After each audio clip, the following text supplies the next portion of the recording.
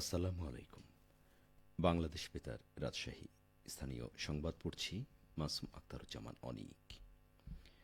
রাজশাহী মাধ্যমিক ও উচ্চ মাধ্যমিক শিক্ষা বোর্ডের অধীনে আজ থেকে উচ্চ মাধ্যমিক সার্টিফিকেট এইচএসসি পরীক্ষা শুরু হয়েছে। প্রথম দিনের পরীক্ষায় ১,৮৬৭ জন শিক্ষার্থী অনুপস্থিত ছিল। আর অসদুপায় অবলম্বনের অভিযোগে বগুড়ায় এক পরীক্ষার্থীকে বহিষ্কার করা হয়েছে। এর আগে সকাল ১০টায় রাজশাহী বিভাগের ৮ জেলায় ২০৭টি কেন্দ্রে একযোগে পরীক্ষা শুরু হয়। বিরতিহীনভাবে চলে দুপুর ১টা পর্যন্ত।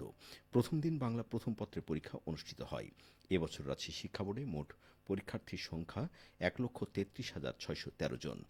রাজশাহী মাধ্যমিক ও উচ্চ মাধ্যমিক শিক্ষা বোর্ডের পরীক্ষা নিয়ন্ত্রক অধ্যাপক আরিফুল ইসলাম জানিয়েছেন, প্রথম দিন অবাধ, শান্তিপূর্ণ, সুষ্ঠুভাবে পরীক্ষা সম্পন্ন হয়েছে। রাজশাহী শিক্ষা বোর্ডের অধীন ৮ জেলার ৭৫৫টি শিক্ষা প্রতিষ্ঠানের শিক্ষার্থীরা পরীক্ষায় অংশগ্রহণ করে।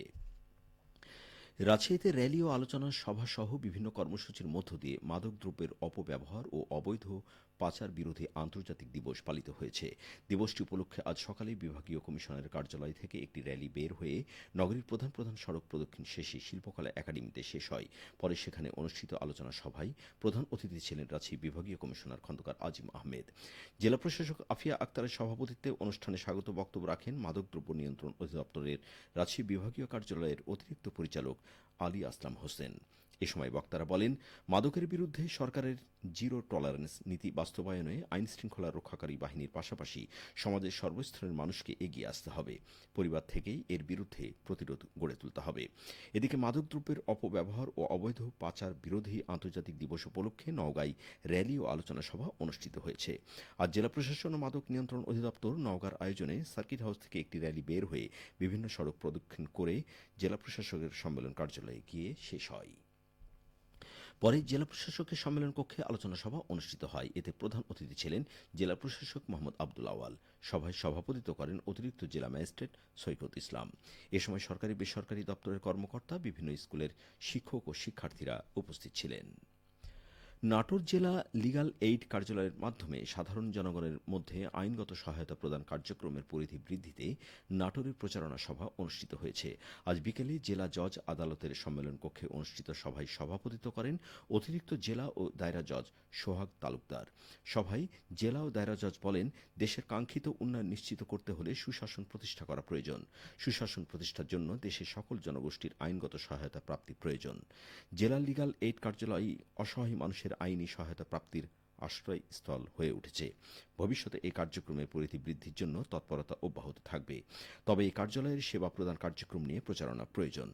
এক্ষেত্রে গণমাধ্যম প্রতিনিধিবৃন্দ ভূমিকা রাখতে পারেন। জেলা লিগ্যাল এইড অফিসার ও সিনিয়র সহকারী জজ ইসমতারা তুষি জানান, গত এক বছরে ২৫৩টি বিকল্প বিরোধ নিষ্পত্তির মাধ্যমে বিবাদমান পক্ষের আপোষ মীমাংসা করা সম্ভব হয়েছে। বিগত ৬ মাসে ৩৮৭টি আইনগত পরামর্শ প্রদান এবং বিনামূল্যে ২২৮টি মামলার নিষ্পত্তি করে দেওয়া হয়েছে। ধান চালের বাজার নিয়ন্ত্রণে নওগাঁয় অবৈধ মজুদ বিরোধী যৌথ অভিযান চালিয়েছে খাদ্য বিভাগ ও ভোক্তা অধিকার সংরক্ষণ অধিদপ্তর। আজ সকাল থেকে চালানো অভিযানের নেতৃত্ব দেন জেলা খাদ্য নিয়ন্ত্রক ফরাদ খন্দকার। তারা বেশ কয়েকটি রাইস মিল ও গুদামে অভিযান পরিচালনা করেন।